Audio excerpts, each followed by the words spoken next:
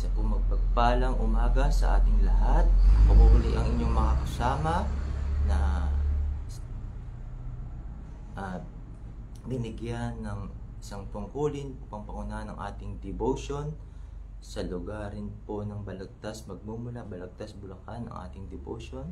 Ako nga po pala si Pastor Efraim Nieto, at sa patuloy na binigay sa atin ng Diyos sa umagang ito, tayo po ay patuloy na magalak sa presensya ng Diyos dahil may panibagong biyaya tayo ngayong umaga, panibagong pag-asa at panibagong sabi ng pag-ibig na muli, alam natin muling pagtatagumpayin tayo ng Diyos, na kung paano tayo pinagtagumpay ng Diyos sa mga nagdaang araw, sa nagdaang linggo, ay patuloy tayong pagtatagumpayin ng Diyos sa mga dadaan na araw. Salamat po sa ating Diyos at tayo po muna ay umawit ng isang awitin nang makilala ang Diyos. Hallelujah.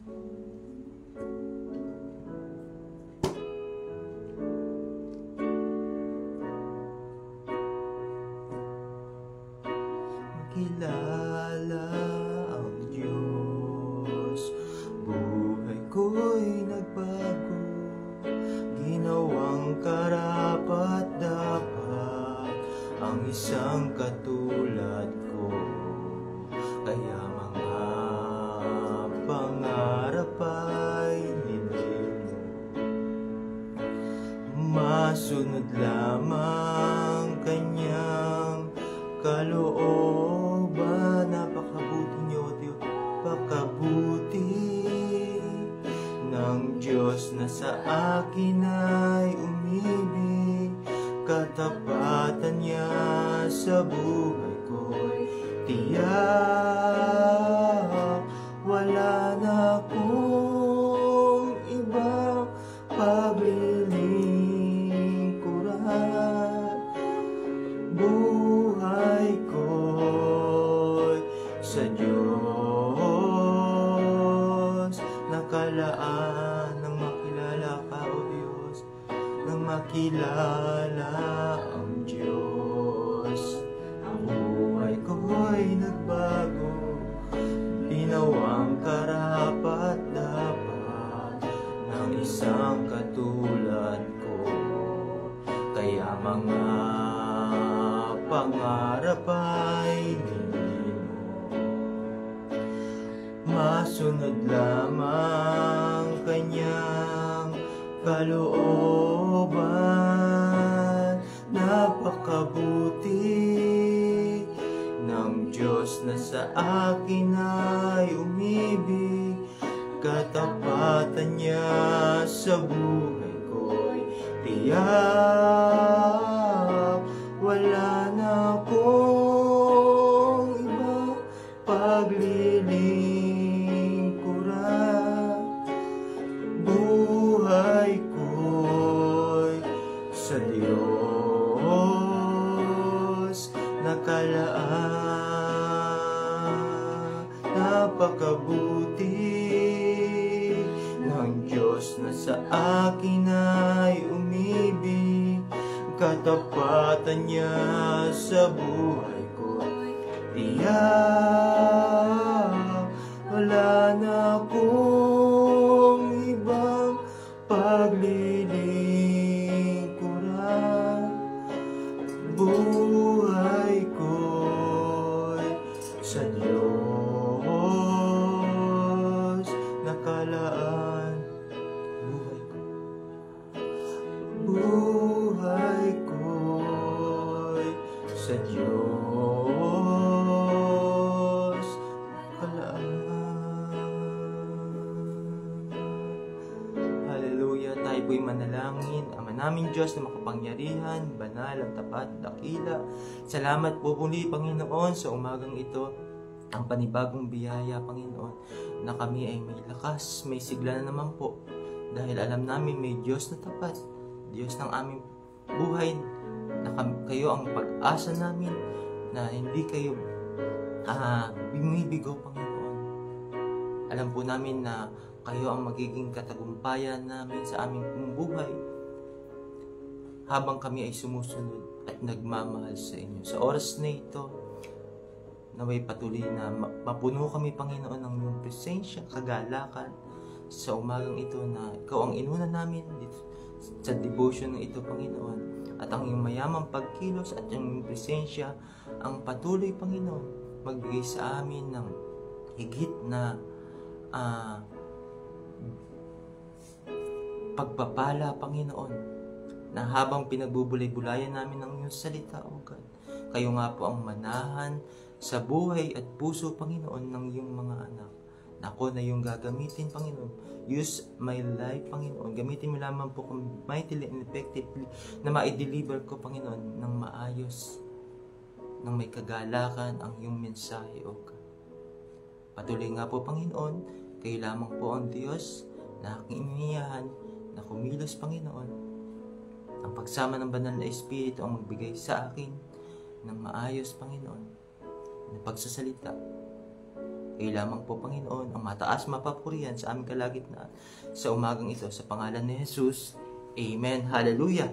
Isa po mapagpalang umaga po sa ating lahat. At dahil po medyo busy pong ating Pastor Joel, ay tayo po ay naatasan. Alam naman natin, pag tayo lingkod ng Panginoon, basta po tayo ay nabigyan ng talagang utos, ay kahit hindi tayo talaga lagi po tayong kailangan maging handa sa paghahayag ng kabutihan ng Diyos. At salamat po sa umagang ito. Isang kagalakan po muli sa aking buhay na makasama po kayo. At tayo po ay mag-aaral sa aklat ng Efeso chapter 4 verse 1. Ang sabi po dito ay, bilang isang bilanggo, dahil sa paglilingkod sa Panginoon, hinihiling ko mamuhay kayo ng karapat-dapat bilang mga tinawag ng Diyos. Inuulit ko po. Dito po ay title ng chapter 4, Iisang Katawan kay Kristo. Ang sabi po dito, bilang isang bilanggo, dahil sa paglilingkod sa Panginoon, hinihiling ko mamuhay kayo ng karapat-dapat bilang mga tinawag ni Kristo. Salamat po sa ating Diyos na siya naman po talaga ang kaganapan at dahilan kung bakit tayo nagagalak na sumunod, magmahal at patuloy na sundin ang kalooban niya. Amen po. Dahil tayo bahagi ng katawan ni Kristo. At dito po, binigyan ko po ito ng title, Live Alive with the Holy Calling. Sabi po kasi dito, karapat dapat bilang tinawag ng Panginoon. At ang ating pong buhay, kung atin pong iano ko lang naman po, bilang isang Kristiyano, alam naman natin yung sinasabi sa Roma 12, bigyan natin talaga yung ating buhay, karapat dapat buhay sa Panginoon. Pero dito, alam naman po natin yung iglesia ng mga Tig-Efeso, talagang yung buhay naman talaga nila ay talagang pinasakop nila sa Panginoon nung makilala nila na ang ginamit ang lingkod ng Panginoon na si Apostol Pablo. At alam naman talaga natin na talagang marami silang binago sa kanilang buhay. Ngunit sa pagkakataon na hindi naman natin babaybayin, pero sinasabi nga noon sa pahayag ay nawala yung kanilang unang pag-ibig. Pero dito, ang ating tutukuyin ay kung paano ba magkaroon ng buhay na karapat-dapat o banal na pagkatawag sa Panginoon. Na sa ating pong buhay, lalo-lalo na hindi lang dito sa lokal, sa Pilipinas, kundi maging sa ibang bansa, pag tayo ay naglilingkod sa Panginoon, pag tayo ay nagmamahal sa Panginoon, sabi dito sa una, they are the people who prepared to work in service. So tayo yung mga laging handa na magtrabaho sa ubasan ng Diyos o sa paglilingkod sa Panginoon. Sabi dito, they are the people who prepared to work in service. So paano ba tayo magiging prepare sa paglilingkod sa Panginoon? Di ba? Dahil alam natin na ang buhay natin ay talagang dahil sa Panginoong Hesus Kristo, kaya naging karapat-dapat, inaring matuwid. At alam natin yung sukli ay sumunod sa kalooban ng Panginoon. Hindi lang natin aalamin yung mga principle. Hindi lang natin aalamin kung ano yung mga mga karapat dapat. Di po ba? Na magsisimba lang ako, ganito, ganyan. Di po ba? Hindi lang ako magiging tagapagsalita. Pero kailangan maging handa rin tayo sa mga karapat dapat na gampanin. Di po ba? Sabi kasi dito sa verse 2, maging mahinayan kayo, mapagkumbaba, maunawain at mapagpaumanhin sa pagkukulang ng bawat isa. So bilang lingkod, hindi lang dapat tayo alam natin yung principle na kung paano tayo mag-preach. Inuugnay dito sa verse 2 na ito po yung buhay na nilakaran ng Panginoong Yesus, na kailangan yung pag-ibig natin ay nakalapat din sa bawat sitwasyon, bawat pagkakataon, sa mga anak ng Diyos na ibinibigay sa atin. Di po ba? Sa mga nilikha ng Diyos o sa binigay ng buhay ng mga nakapaligid sa atin na hindi pa nakakilala sa Panginoon. Ngunit dito, ina-address po dito sa loob ng iglesia, di po ba? Kailangan hindi ka lang lingkod, kundi patuloy ka pang nagmamalasakit din. Sabi dito ay mahinahon kayo, na hindi ka lagi lang utos ng utos, di po ba? Command ng command, pero hindi mo nauunawaan ang bawat sitwasyon. Kung ano ba ang buhay ng isang nung mga kapatid na nasa paligid mo, yung mga workers, di po ba? Yung mga kaisa mo sa iglesia. Dapat nauunawaan din natin bilang lingkod yung kanilang sitwasyon. At bilang workers din naman, di po ba? Alam din natin yung sinumpaan natin sa Panginoon, hindi sa tao. Na magkakaroon tayo ng responsibilidad na hindi lang tayo attendees, di po ba? Hindi lang tayo pupunta sa gawain na basta yung katawan lang natin ang in-involve natin, di po ba? Kasi tayo'y bahagi ng katawan ni Kristo. At naunawaan natin yon dahil dumating din ako sa point na bago ko naging lingkod ay alam ko yung naging buhay sa Taiwan, na kung paano nag-sink in sa akin, di po ba? Yung talagang pangunawa ng isang lingkod na alam na sa Diyos lamang po ang kapurihan sa buhay ng lingkod na iyon, na talagang naging mahinahon siya. Although yung background ng kwento niya ay disciplinarian, di po ba? Talagang disciplinarian, pero ganun pa man, yung pangunawa niya, yung pagiging mahinahon niya, madala ang kaluluwa sa isang gawain at sa isang pagkakaunawa na maunawaan nila yung buhay na karapat dapat. Di po ba?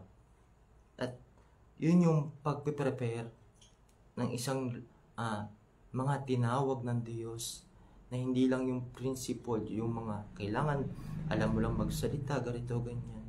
Pero yung actual na talagang yung paano mo lalakaran dahil mamaya sa pangatlong may 3 topic lang po tayong i-address dito. Sabi po dito sa pangalawa, they are the people who value the meaning of salvation. Kasi po dito sinasabi sa Efeso chapter 2 verse 16, at tatalong po tayo sa Efeso chapter 2 verse 8 to 10. Ngayon, iisang katawan na lang tayo sa pamamagitan ng kamatayan niya sa krus. Winakasan na niya ang alitan natin at ibinalag tayo sa Diyos. 8 hanggang 10 po ng chapter 2. Dahil sa biyaya ng Diyos, naligtas tayo ng sumampalataya tayo kay Kristo. Kaloob ito ng Diyos, hindi galing sa inyo. Hindi ito nakasalalay sa mabuting ninyong gawa para walang maipagmalaki ang sino man. Nilikha tayo ng Diyos at sa pakikipag-isa natin kay Kristo Jesus, binigyan niya tayo ng bagong buhay para gumawa, sabi dito, para gumawa tayo ng kabutihan na noon pa man ay itinalaga na ng Diyos na gawin natin. So, bilang tayo ay talagang sabi din doon, iisang katawan na lang tayo sa pamamagitan ng kamatayan ng Panginoong Hesus sa krus ng Kalbaryo. Winakasan na niya ang alitan natin at binalik niya tayo sa Diyos. So, nagkakaroon dito po yung pagkakaisa. Pero doon sa pagkakaisa ay pumapasok doon yung pagpapasakot at dapat tayong magpasakot. Napaka-importante po ng magkapatid. Mga kapatid o mga kapwa ko, hinirang ng Diyos at pinili ng Diyos.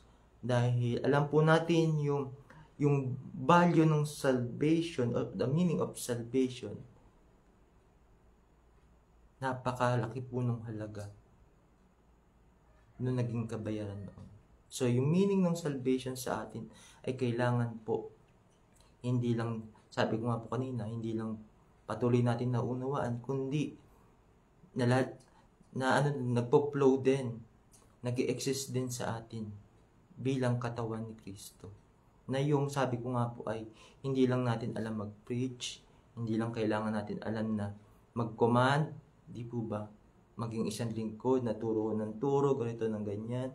Magaling lang tayo mag-preach sa unahan, pero hindi natin ibinibigay yung parte ng, sabi doon ay yung puso natin bilang isang lingkod na kailangan din ay unawain natin yung mga pagkakataon, yung mga sitwasyon ng ating mga kamanggagawa, di po ba? Na bago makarating yan sa isang gawain ay ano ba ang pinagdaanan yan? Di po ba? Bakit nalilate yan? Di po ba? Ano yung mga kinaharap niyang problema? Kasi kailangan, katulad ng Panginoon, inunawa, naging mahinahon, di po ba? Nagagaspel ang Panginoon. At sabi nga doon narito doon sa mga tumutuligsa sa Kanya ay bakit gumagawa siya ng linggo? Dahil awa, habag at pag-ibig kung bakit siya nagkatawan tao at pumurito. Di po ba? At tayo sabi dito ay kailangan natin maging maunawain, mahinahon, sabi dun sa uulitin ko. At dun kailangan natin yung pagpapasakop doon. Doon sa sinumpaan nating tungkulin na hindi lang tayo basta pinili sa mga bagay na trabaho, kundi pinili tayo para magpasakop doon sa, sabi nga ay, ano ng Panginoong Hesus, nilakaran ng Panginoong Hesus, kung ano yung naging buhay ng Panginoong Hesus.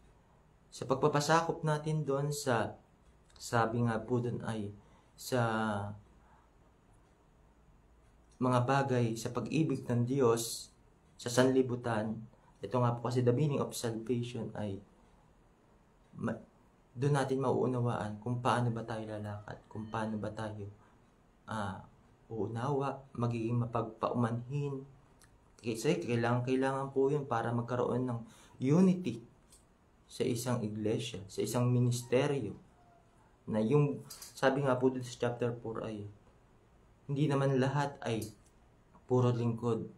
Hindi naman lahat ay puro musician. Hindi naman lahat ay puro, di po ba yung alalay or tagalinis, ganito, ganyan.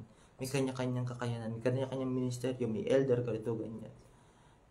Pero kapag alam natin na bilang tayo ay anak ng Diyos, bilang tayo ay tumanggap ng salvation, di po ba?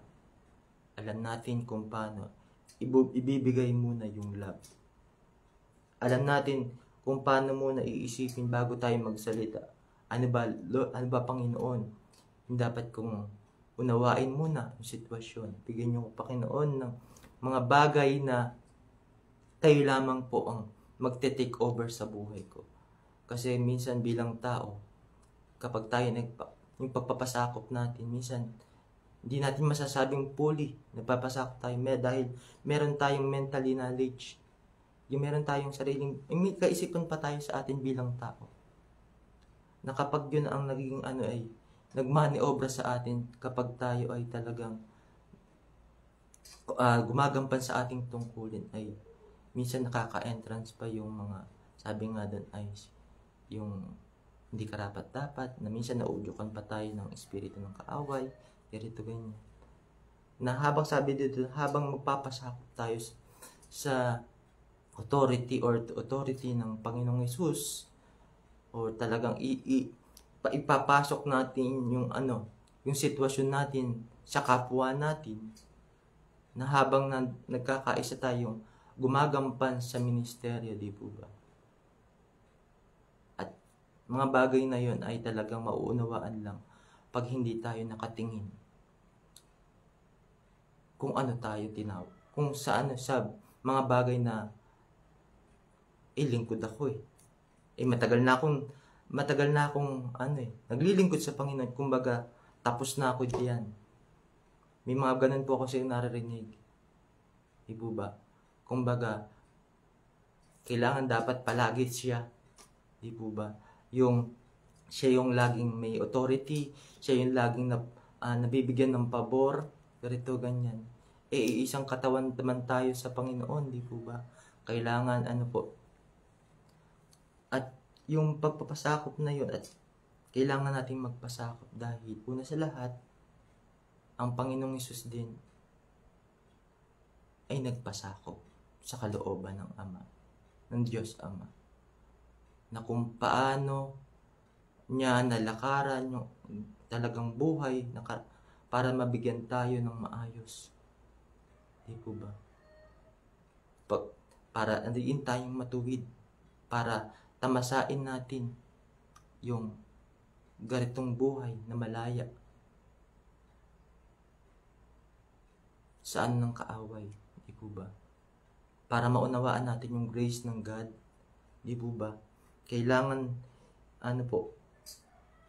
iniiwan na natin yung dati nating ugali. Iniiwan na natin yung dati nating sarili natin. At sabi nga po yung meaning ng salvation sa atin ay napakalawak. Pero sa umagang ito, dahil lang naman po yung ating oras, alam ko po mga kapatid na mauunawaan natin yung meaning ng salvation, ay patuloy na maunawaan ng bawat isa sa atin na nagmamahal kay Kristo, na sabi nga doon ay kapag tayo ay nagpapasakop, pinagsisikapan nating manatili ang pagkakaisa mula sa banal na Espiritu, sa pamagitan ng mapayapa yung pagsasamahan, sapagkat iisang katawan lamang tayo, dito po sa 3 and 4, sapagkat iisa lamang tayo na may banal na Espiritu, at iisa rin ang pag-asang ibinigay sa atin ng tawagin tayo ng Diyos. Iisa ang Panginoon natin, iisa ang pananampalataya natin, iisang bautismo. Diba? Yung pagpapasakop na yung bagay na inimpart sa atin, nakaligtasan ng Panginoon, ay hindi magbibigyan sa atin ng higit na authority para isipin natin na mas mataas tayo palagi. Hindi po ba? Hindi po natin maiiwasan yan sa isang ministeryo na parang may mga pride of life pa. Hindi po ba? Na parang minsan nababypass na yung dapat ginagalang, di po ba? At yung mga minsan ay ito pa yung nagiging na sinasabi natin, pagsikapan natin mapanatili ang pagkakaisa. At bilang tayo ay kinanggap natin ang salvation, ayun naman po talaga ang pinaka-meaning ng pagbaba ng Panginoong Jesucristo, yung unity, di po ba?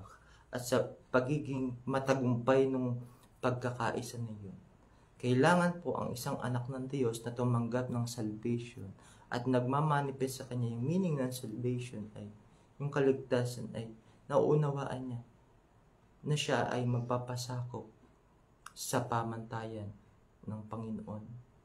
Magpapasakop siya sa kalooban ng Panginoon, na yung bagay na nilalakaran niya, na kung ano man yung kanyang dating principle, di po ba, na high standard, ganito, ganyan, matagal na naglilingkod, hindi po yun ang patuloy na yun mag-work or yun talagang malakaran, kundi yung patuloy na kapakumbabaan. Sabi doon ay sa to ay mapagkumbaba at maunawain at mapagmanhin. Kasi yung mga bagay na yun, na hindi ka laging tama porket lingkod ka. Hindi ka rin dapat laging inuunawa porket worker ka. Dapat alam natin na ang bawat isa ay may gampanin tayong tinanggap sa Panginoon. Hindi po ba may responsibilidad tayo na ginagamit lang din ng isang lingkod para ang bawat isa ay malakaran ang kalooban ng Diyos o yung tinanggap nating kaligtasan. Na mag-work lang din talaga iyon yung pagpapasakop. Pag pinagsikapan natin ang bawat isa sa isang iglesia na mapanatili ang pagkakaisa mula sa banal na Espiritu kasi nagpapasakop sa kapangyarihan ng Diyos. Nagpapasakop sa kalooban ng Diyos. Di po ba? Pag yun ang iniisip natin, may mga bagay na bago pa natin bigkasin, bago pa natin nakakakilos na ang banal na Espiritu. Kaya yung mga bagay na nagmumula sa Panginoon ay nauna na. Inaano na tayo, kumbaga, kinukuman na tayo na hindi natin minsan mauunawaan na. Pag ito ay naranasan natin ay thank you Lord kasi ikaw ang nanguna sa akin. Na maalala ko yung buhay ko sa Taiwan na saanan pa ako ay talagang minsan may emosyon ka talaga na makasarili. Pero pag tinanggap mo yung salvation niya ay sabi nga doon ay pag-iisipan mo ng maraming beses na mas kailangan ang priority mo ay ang gawain. Magiging kabahagi ka lalo't kung may ministry ka. Di po ba? Lalo't kung alam mo na yung ministry mo ay makakapagpagaan sa isang lingkod, di po ba? Na minsan ang pastor kasi yung hectic ang schedule, madalas on time, lalo na dyan sa mga nasa ibang bansa, may mga galing pa sa trabaho, pagod na pagod. Yung ministry mo ay may taga-ayos, taga-set, may kailangan magluto, ganito, ganyan, para may pagsalu-saluhan. So, pagpapasakop ay gagampanan mo na may kagalakan. Ikaw na yung talagang may willingness na magalak ka, na gagampanan mo yun hindi dahil inutos ng pastor, kundi sa Diyos ka gumagawa. Di po ba? Kasi nagpapasakop ka sa kalooban ng Diyos eh. Yung pagpapasakop na yung tinanggap mong ministeryo ay alam mong magpapanatili ng pagkakaisa. Dahil kumikilos sa iyo ang banal na Espiritu. Gumagawa ka ng may kagalakan kasi alam mo kabahagi ka ng iglesyang ang Diyos ay itinataas, di po ba? Na pagdating ng lingkod ay galak na galak din siya kasi may katuwang siyang anak ng Diyos. Di po ba? Naranasan ko din po yan. Talagang ganoon. Meron tayong bahagi. Dahil sabi nga po dun, karapat dapat. Kailangan maging tayo, maunawain, mapagpaumanhin. Nagmamalasakit tayo.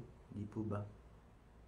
At yung pangatlo, di naman po tumahaba. They are the people who follows God's word. At ito po yung extension na sabi po dito sa chapter 5 ng Efeso, verse 1 and 2, tularan nyo ang Diyos. Sabi po that they are the people who follow God's word.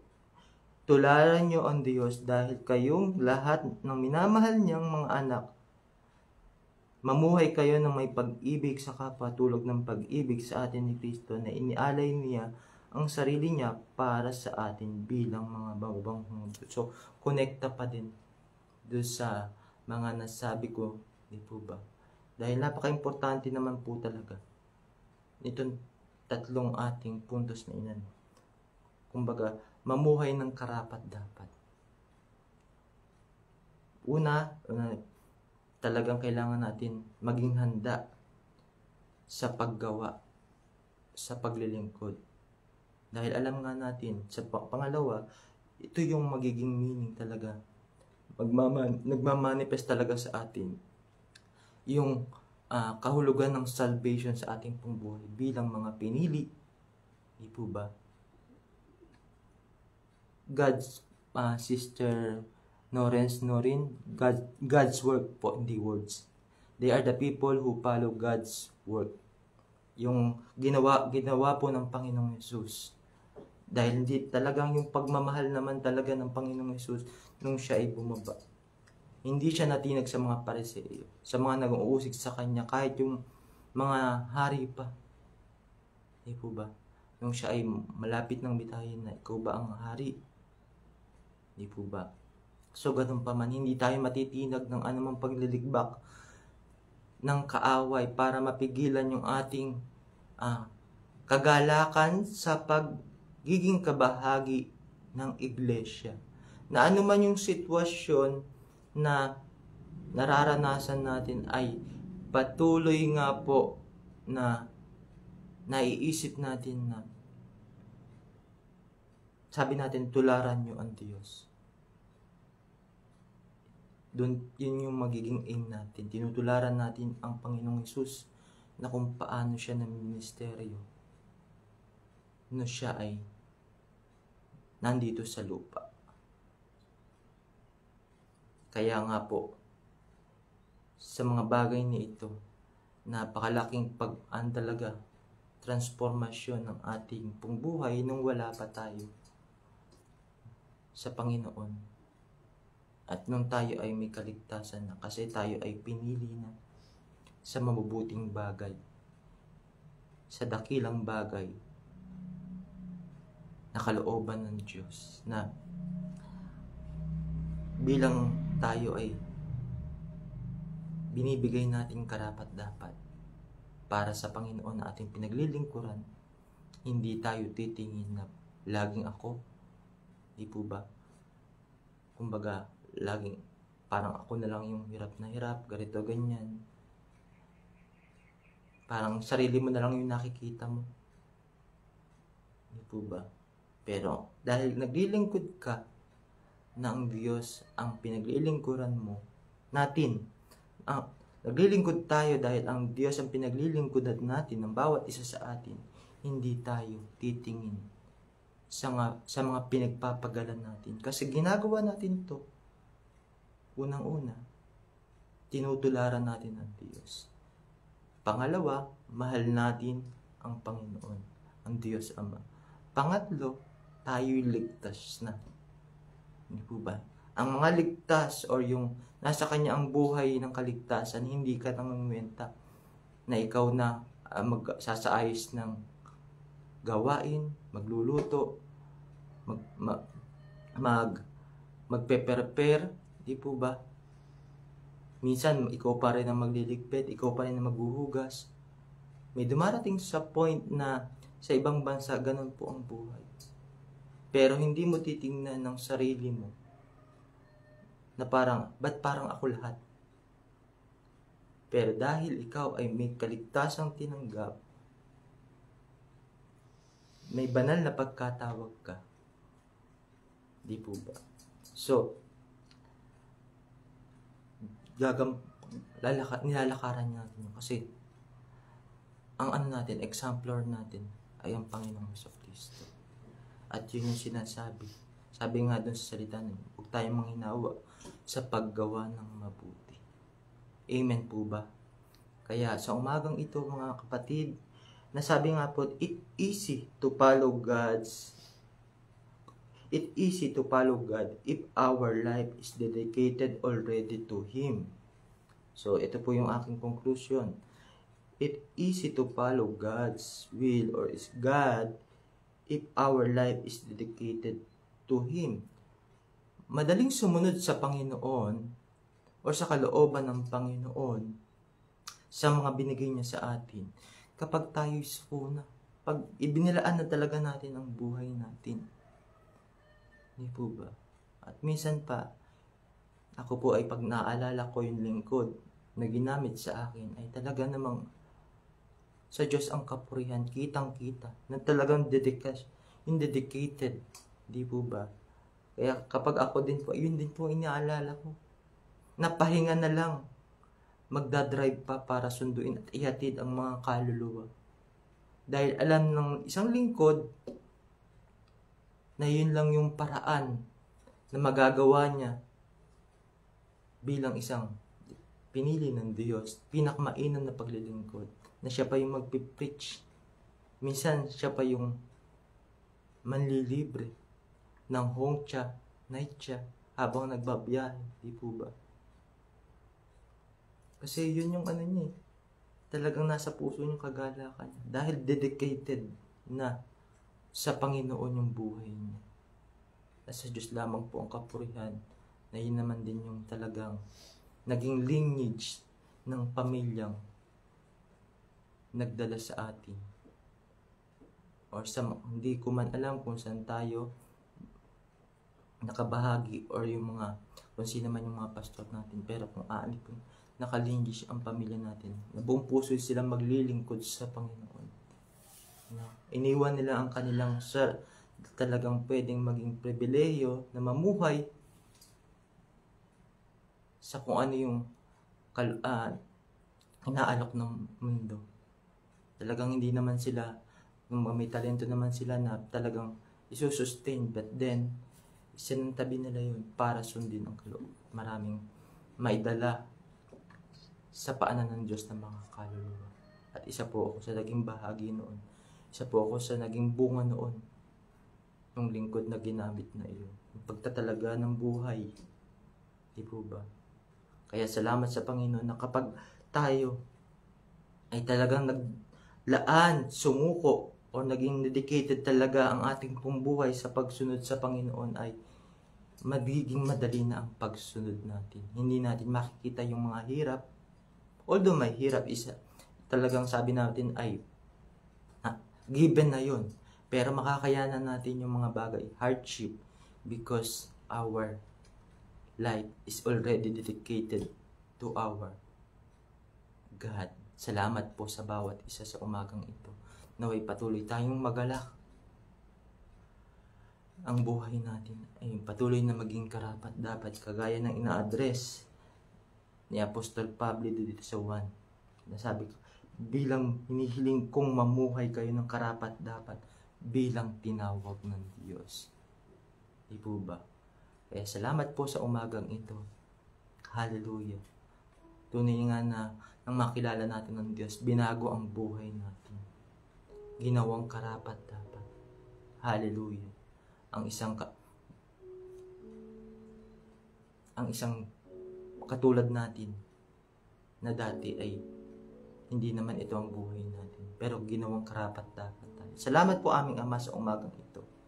Sa biyaya at pagpapalang ikaw ang Diyos, ang unang lumakad dito, na yung kaluwalhatian mo mula sa langit ay iniwan mo.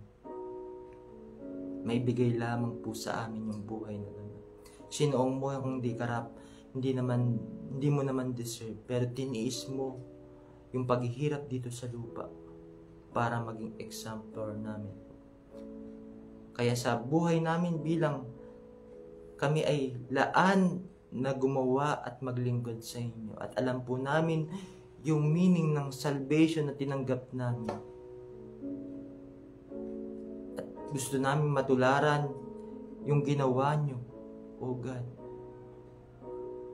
Isang bagay lang ang makakapagdala sa amin sa mga bagay na ito. Kailangan talagang may fully dedication kami, O God, na hindi kami titingin kung ano man yung mga bagay na katatayuan namin, kalalagayan namin bago kami tinawag. Kung ano yung mga bagay, hindi kami mangungwenta. Hindi po ba? Kasi kami ay naman na po. Kumbaga, laan na ang aming pong buhay para maglingkod sa inyo, para magawa namin yung karapat dapat na paglilingkod. Kaya sa buhay na ito, O God, salamat po sa dakilang biyaya niyo. Naway Panginoon, anuman sitwasyon, kalalagayan na ng bawat isa sa amin, sa mga nanonood, sa mga kasama kong mga kapatid ko sa Panginoon, through live devotion na ito, sa morning devotion na ito, kayo nga po, Panginoon, ang patuloy na maging kagalakan, pagpapala, at yung talagang pisi ng pagsusumakit na I'm fully to you, O God, kayo ang aming kasapatan, kagalakan, at buong pusong maganap nawa ang kalooban niyo sa bawat isa sa amin. Naway patuloy yun na maging kalakasan at maging kasiyahan sa aming mga puso, O God, na ito'y magdudulot ng kagalakan.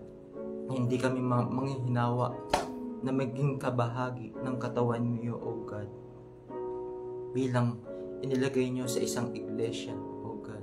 Salamat po sa umagang ito. Salamat po, Panginoon, sa kapangyarihan ng banal na Espiritu na sumaamin, Panginoon, at nawa, alam ko po, Panginoon, na yung iba na makakapanood pa nito, kaya nga pong bigay ng higit na kapangyarihan upang yung mensahe mo ay patuloy na maging pagpapala, hindi lang sa akin na ginamit mo, kundi sa kasama ko at sa makakapanood pa nito. Pagpalain niyo po ang pamilya ng Pastor Joel, ang Pastora Never na nasa Taiwan, maging kanyang mga anak, maging ang aming Pastor Joseph, O God, bawat kabuuan, Panginoon, ng DFC Ministry, O God. Kayo pong nakakilala, naway patuloy sa kapangyarihan at kabutihan at pag-ibig niyo. Patuloy kami, Panginoon, laging sustainable at nagagalak na magamit niyo ang aming pong buhay. Kayo ang aming katagumpayan at kayo ang aming Diyos na mabuti. Noon ngayon magpakailanman hindi mababago iyon, O God. Kasi you are a powerful God. Kaya salamat po sa umagang ito.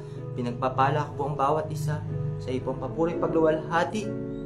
God bless po. Amen and God bless po sa bawat isa.